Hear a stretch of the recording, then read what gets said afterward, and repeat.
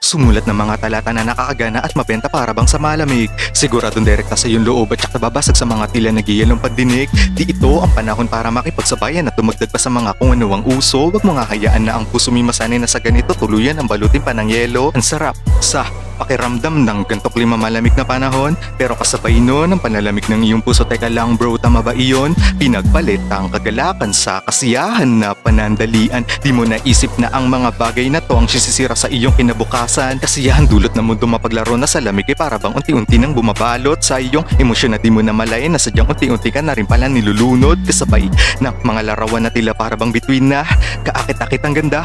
Yung akala mong gamot sa kalungkutan ay siya palang bubulag sa iyong mumunting mga mata. Kung di mo nakuha ang aking mensahe para makinig ka, ayusin ang kable, ipihit ng konti, halika kukwentuhan kita. Meron lang akong ibabahagi sandali ng mga tao na marahil ay hindi mo pakilala. Mga kwentong buhay na sa irang to ay nagbibigay pag-asa.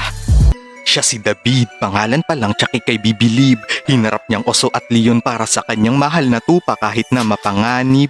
Sumabak sa gyera man kahit sitwasyon ay alanganin. Lubos ang tiwala niya sa taas kahit higante pa nakabalakid. Tinapon siya ron sa kulungan kasama ang mga leon. Batid mo nang tinutukoy ko, tama ka pare, si Daniel iyon. Pinasok doon para ihain bilang buhay na pagkain, pero tila umamuya ang mga pangil sadya para siya ay lapain. Mapunta tayo kay Pedro, pangingisda ang trabaho, ngunit iniwan niya ang lahat para sa tawag ni Hesukristo.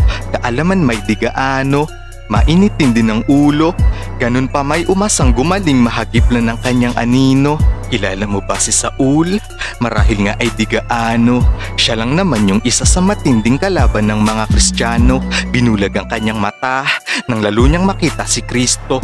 Mula nun ay nag-ibang ikot ng buhay niya, tinawag bilang si Pablo. Di mo ba kaya yun kamo? Diyan ka nagkakamali. Malayong agwat ng kanyang mga plano sa dikta ng iyong mga labi. Tingin mo man ay imposible dahil tila ikay di kasali. Lagi mong tandaan na tong ating bayay pinagpalat lubos na pinili. Nais ko lang iparating na may mangyayari sa iyong kapanahunan.